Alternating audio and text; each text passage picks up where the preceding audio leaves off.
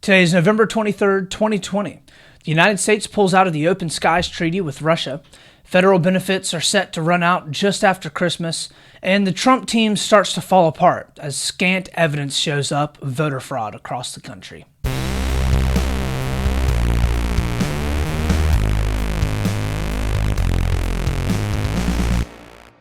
Welcome back, Split the Difference friends and family. We got another great show for you today, per usual. This is the best one we've done so far, and we're bringing it to you. All the good stuff that you need to know here on this wonderful holiday week. That's right, it's Thanksgiving, one of the best holidays in the entire year, and we're bringing you the best news. We're looking at stuff on the left, we're looking at stuff on the right side of the aisle, we're trying to figure out the good, we're trying to figure out the bad, we're finding all that sweet truth that lies right there in the middle.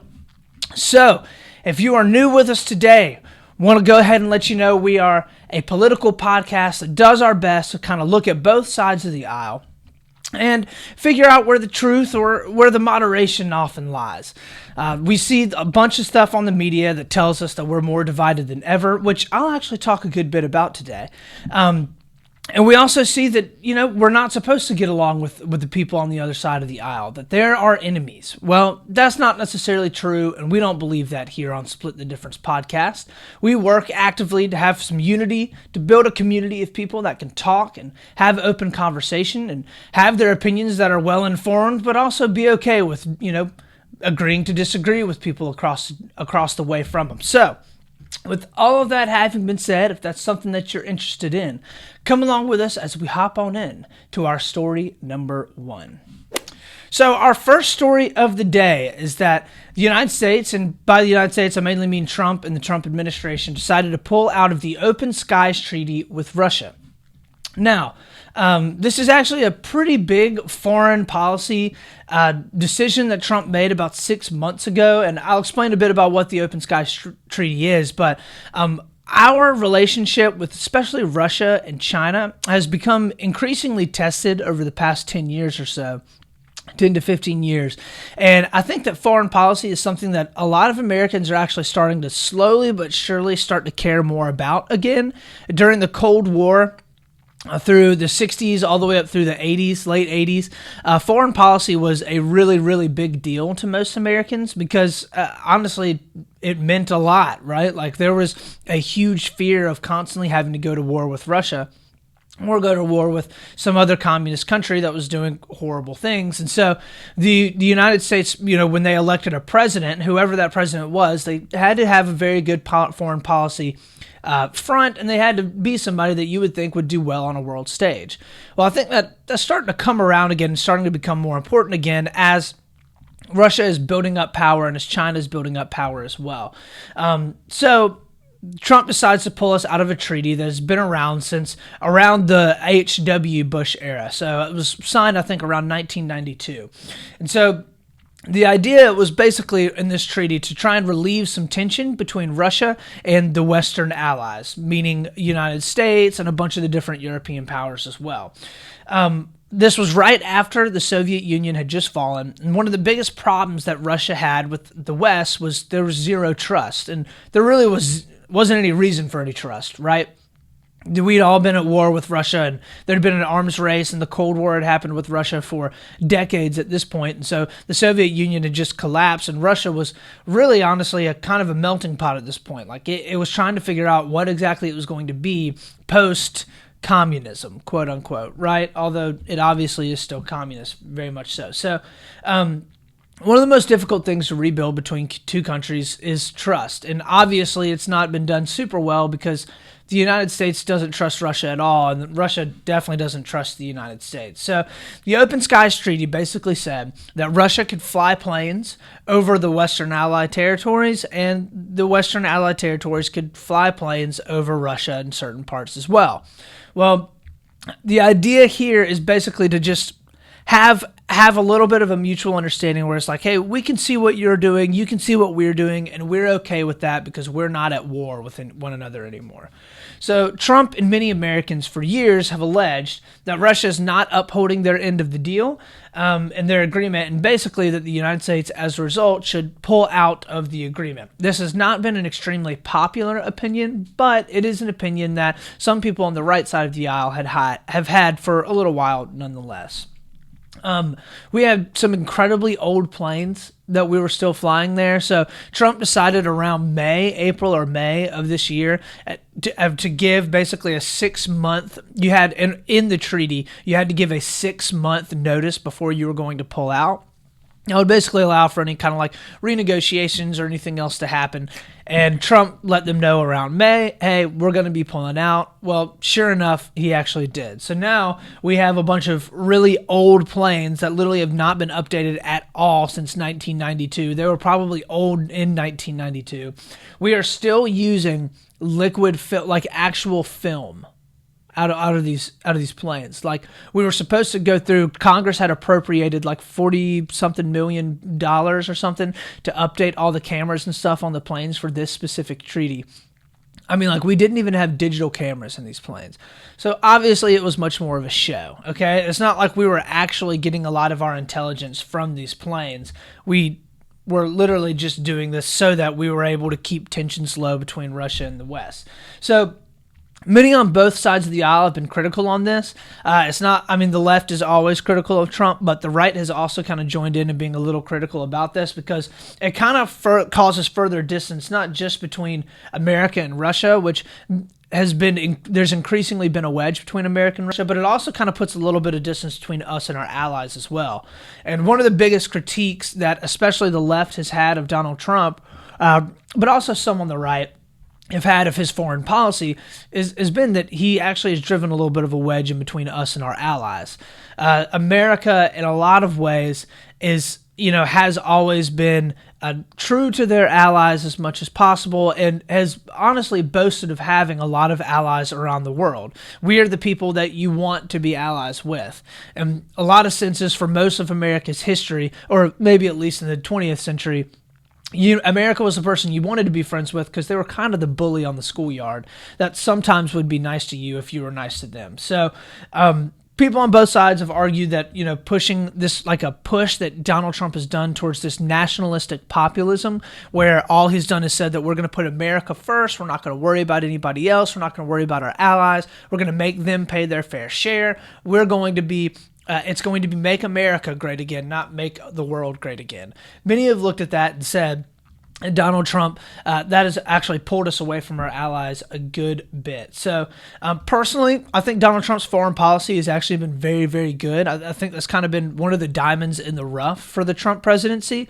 I think there's a lot of things that Trump has done that I don't agree with at all. I think have been very poor, but Trump's foreign policy has been very well, and I think that a lot of people overlook that part of his presidency because they're upset about other things. So whether it's the killing of Soleimani, whether it's his dealing with Russia, whether it's moving the capital in Israel, recognizing the capital as Jerusalem in Israel, there's a bunch of things that Donald Trump has done that have definitely bolstered our power throughout the world and have also helped our allies out a good bit too.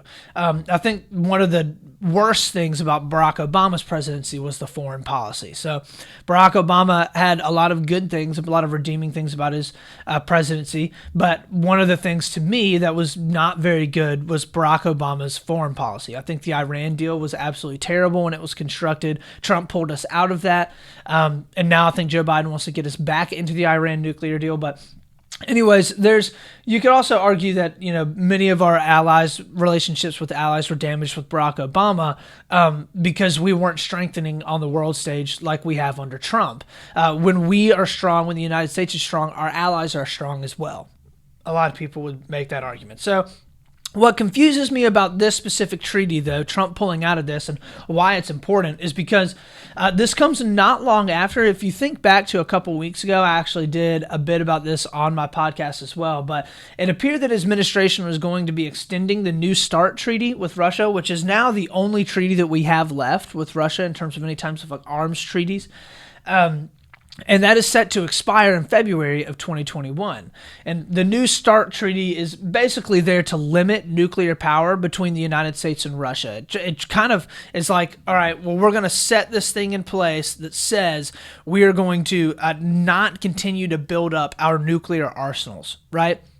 And then we also had this Open Skies Treaty. And the Open Skies Treaty was like, all right, well, first we had the New START, and this New START is going to make sure we don't have a lot of nuclear arsenals, but nuclear weapons in our arsenals. But this Open Skies Treaty is now going to say we can fly over these territories and kind of make sure that that is somewhat true, right? So like it is this, this building from the ground up, this trust between the United States, Western allies, and then Russia. So it kind of seems like after Donald Trump was making a push to say, all right, we're going to extend the deadline on this New START treaty so that way we can, renegotiate, we can work through this, maybe include China in on this nuclear armistice, we can start to rebuild and get this trust there. He's kind of taken a step back, right? Because he could have easily rebuilt out those planes, get everything up to snuff, come back to the negotiating table with Russia and say, hey, it doesn't seem like you're doing your fair share on all this. Let's go ahead and try to rework back together on this. We want to work through a couple of different treaties to make sure that everything is okay, kind of just refocus where our relationship is between our two countries. To me, that would have been a much better foreign policy front as opposed to just pulling out of this. I think in some ways, Trump is trying to use it as a means by which to say that he's being fiscally responsible, like getting rid of these old planes that are ridiculous and we can sell them off and they're not costing us any more money, and he's trying to save money with all of it. But I don't know. I'm not really following it very much. So this is going to make it pretty tough for Biden if he plans on getting back into this treaty, and it's going to make it difficult and testy on Biden's relationship with Vladimir Putin and with Russia as a whole as he steps into office here in January. So we'll have to see how all this kind of starts to play out. So with all of that being said, let's hop on into our story number 2. So for our second story of the day, federal benefits are set to run out right after Christmas, the perfect time, at the beginning of 2021.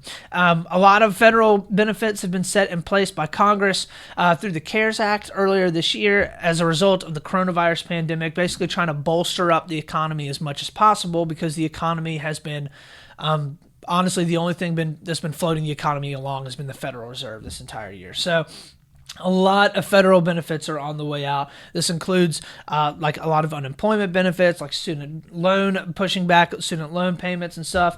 So let's hop in and actually take a look real quick at a video of Bloomberg actually talking about this and doing a pretty good job of summing it up. So basically, we have a range of programs that are expiring at the end of the year, and they range from everything from 2 federal unemployment insurance programs to a freeze on student loans, to a moratorium on evictions, to even some Federal Reserve programs.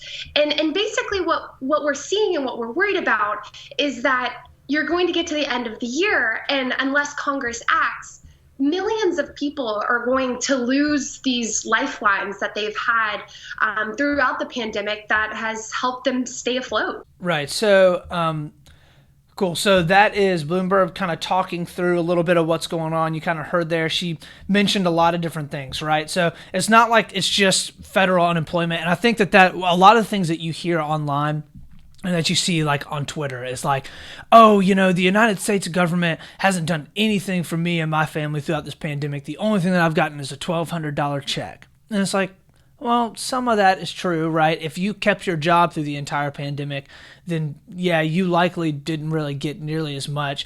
But there are a lot of people that legitimately are relying on the United States government right now, whether it's through rent moratoriums, whether it's through pushing off or moratorium on student loan debt right now and payments. Federal unemployment benefits for a long time were up like $600 a week or something like that, something crazy. And that's not even including state benefits as well, which the government allocated money to the states to be able to give out.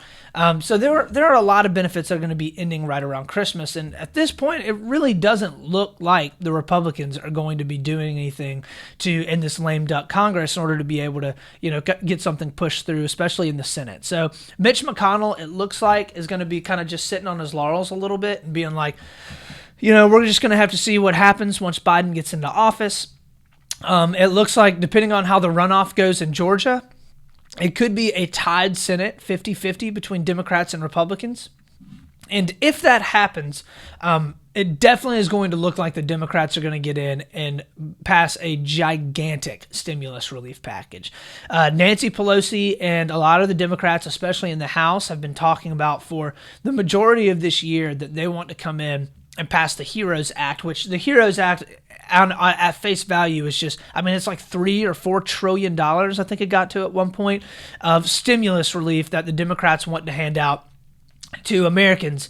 And this is in a wide variety of different ways. Many across the country have also pointed at Europe and European countries and how they've handled the stimulus.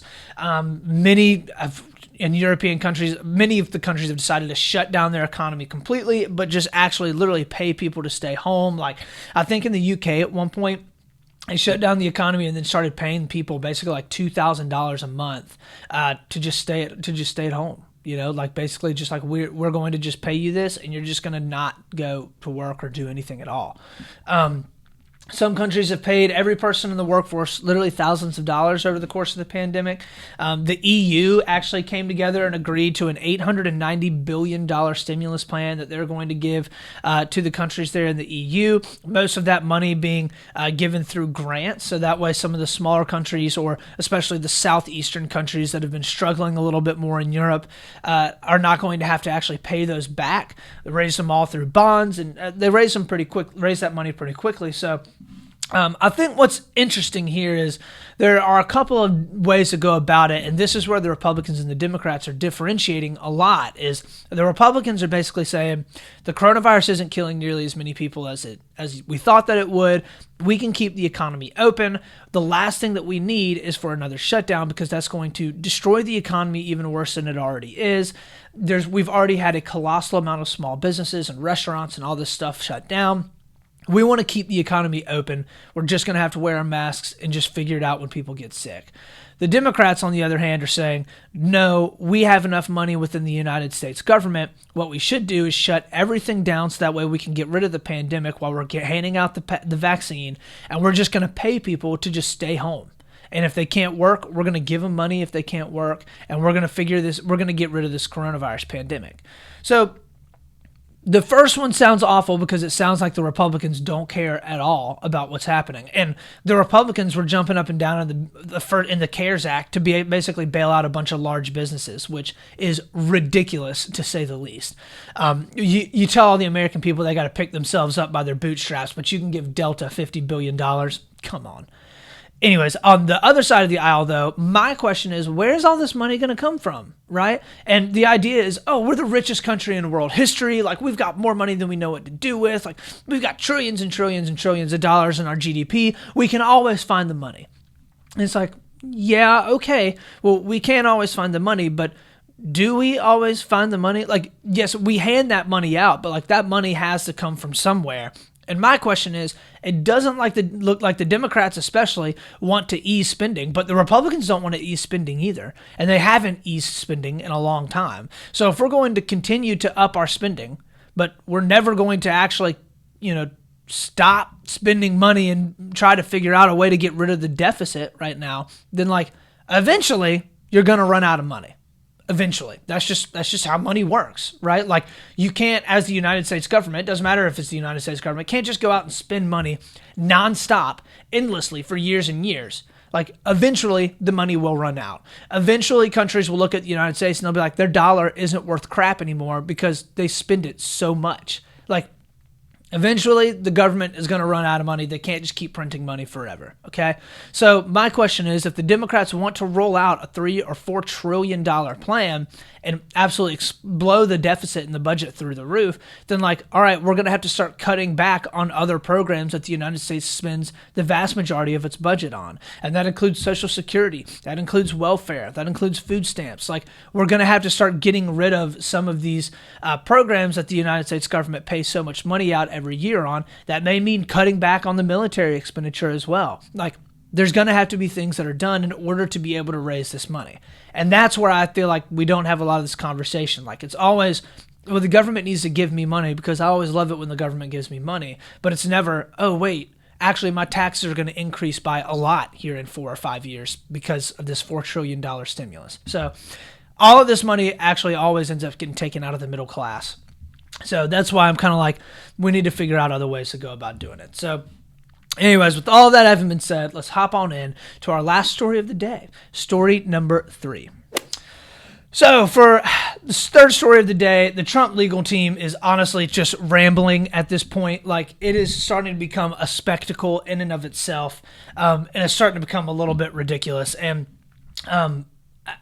I've just got to show you this video. So I don't even know how to explain this video. So this Giuliani and Sarah Powell are Trump's personal legal team at this point, and they're standing up and saying all kinds of stuff that like voter fraud happened, that like the election was rigged, everything was stolen from Donald Trump. They have all of these sworn affidavits, but they're not going to show anybody. And also these affidavits are very incriminating for a lot of people, but they don't want these people to be harassed or anything like that. It's crazy. It is crazy sauce. Hold on. Here's Rudy Giuliani just saying a bunch of crazy stuff. Good afternoon. This is not a singular voter fraud in one state. This pattern repeats itself in a number of states.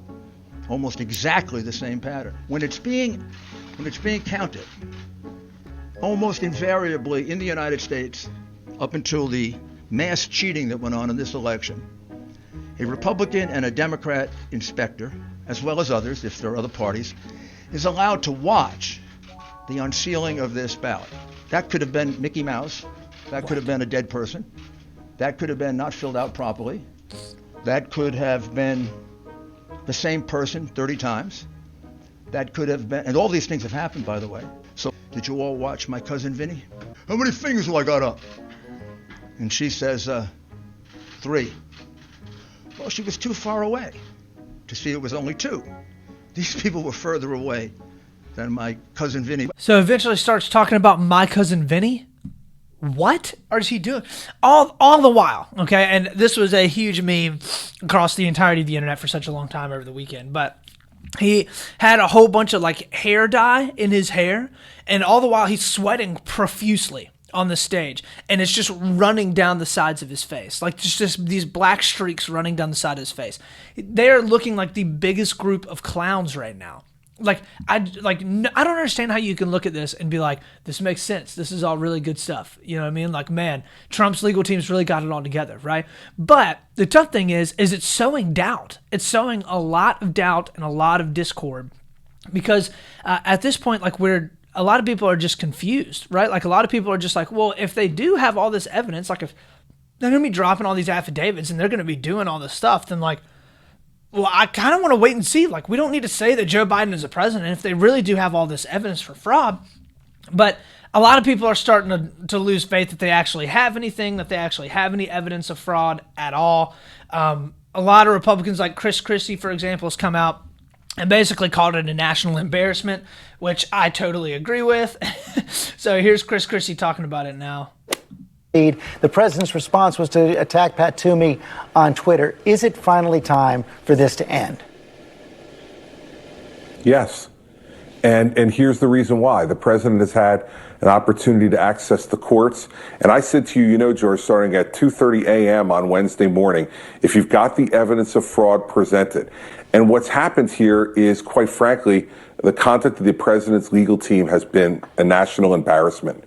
Sidney Powell accusing Governor Brian Kemp of a crime on television, yet being unwilling to go on TV and defend and lay out the evidence that she supposedly has. This is outrageous conduct by any lawyer. And notice, George, they won't do it inside the courtroom. They allege fraud outside the courtroom, but when they go inside the courtroom, they don't plead fraud and they don't argue fraud. So Chris Christie is exactly right here, right? So what the Trump legal team has basically done over the past couple weeks is they've come out in these news conferences over and over again, or in tweets and whatever, and they've been like, there's all this fraud happening. They're accusing like the Republican in Georgia, like the attorney general, they're accusing the governor, they're accusing all these people. Like all of them are Republicans. You know, like in Pennsylvania, there was a federal district court a judge that was presiding over one of the cases that the Trump legal team presented, he was a Republican, like through and through conservative judge, right? And obviously, judges aren't supposed to be Republican or Democrat, but this judge is like through and through very conservative judge, and looked at it and was like, this is not even close. Like, what are you doing? Like, just took it and just like threw it out. It was like, I'm not going to even sit here and entertain this. Like, the majority of the judges that the Trump legal team have even gone to have been conservatives appointed by, either George W. Bush or Trump himself or H.W. Bush. Like, there have been plenty of judges they've gone to that have been conservatives that have all just been like, no, like this, you're not even close to presenting evidence here. So what they're doing is they're outside of the courtroom, because you can't get in trouble for saying stuff outside of the courtroom because we have freedom of speech laws in the United States, thankfully. But they're coming out and saying all this fraud happened, right? Like we need to they're asking for another recount in Georgia right now. This will be the second recount if they get it. They're going through and saying all this fraud happened. We have all this evidence right here. And so like you've seen Kayleigh McEnany like holding up this big old stack of papers, and on the front it just says affidavits. Like, they haven't presented anything. And they're like, well, we're going to show this to the courts, and like, we're going to get all this stuff done. And like, you guys just stay with us, like stay strong with us, And it's like, okay, well, if you have the evidence, we'd all like to see it. Okay. It's like it's going back to this whole like Russian collusion and conspiracy thing that we had to deal with for like freaking 3 years of like, all right, the evidence is going to come out tomorrow about all of this. Like, you guys just wait, it's going to be here. And the American people at this point are just like exhausted by it. They're like, dude, Trump, you lost. Okay. Republicans as a whole didn't really lose, but you lost. People didn't want you in office. Time for you to move on. And the media actually, I think that this is such a clear example of how little credibility that the media have, because the media right now are all jumping up and down and they're pointing this out, right? They're saying, this is ridiculous. Like, there's no reason why the Trump team should be doing this. There's no reason why they aren't showing any of the examples or any type of evidence at all as to what they're saying. Like, how can we as the American people be looking at this and buying into this at all? But the media have done such an incredibly, just a uniquely awful job for the past 4 to 6 years that nobody believes the media either. So everybody's sitting there like, all right, well, the media is bashing Trump right now, but like they're always bashing Trump. So how do I know if this is true? Like, Trump may actually have a lot of evidence, even though he hasn't presented any of it for like almost a month now. Like, the media has done such a poor job for the past couple of years that nobody believes anything they're saying. So they're like, okay, yeah, the media is bashing Trump just like always, but like, you can't believe anything that they say. So like, we're just going to have to wait it out, right? And that's the answer, of course, is we're just going to have to wait it out. And I also am going to do just a heads up a little bit. In my next podcast on Wednesday, I'm not going to be going and doing a podcast on Friday because it's the day after Thanksgiving. But on Wednesday, I'm going to spend a good portion of time actually talking about an election that I think is very similar to this election in a lot of ways. And I think hopefully maybe quell some of our fears a little bit around how crazy this election seems right now. So stay tuned for that and listen in to my Wednesday podcast, because I think a lot of y'all will enjoy that a little bit. But anyways, the media has basically been saying that Trump has been awful for years, so nobody believes the media. Now, when the media is looking at Trump and they're saying, what Trump is doing is wrong, he's tearing down democracy, and this is not good for our election process and not good for the American people. The media, believe it or not, are actually correct when they say that what Trump is doing is not good for our electoral process, it is not good for democracy, and it's not good for America. But how can I trust anything that the media says? Because they've been calling Trump Hitler for years now with absolutely zero evidence that Donald Trump is really doing anything all that wrong. Okay, so it just is a great example of how everything is just such a huge cluster right now. So anyways, with all of that being said, let's go ahead and end up the show on my favorite segment, something that made me smile. So, something that made me smile this week was actually those wonderful group of motion pictures known as Harry Potter.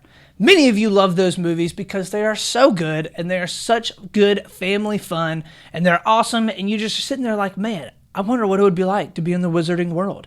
I never got my letter to Hogwarts, and that just doesn't seem fair.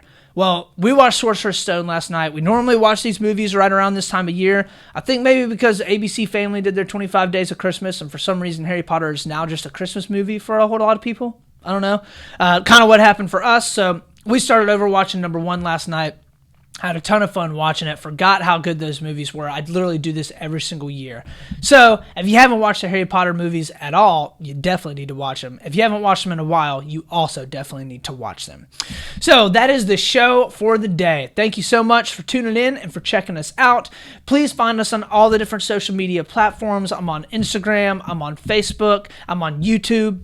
I also have my website as well, splitthedifference.com with 1 T. Check me out. Go and drop me a like, a subscribe, a thumbs up. Definitely need all of those. They help a ton.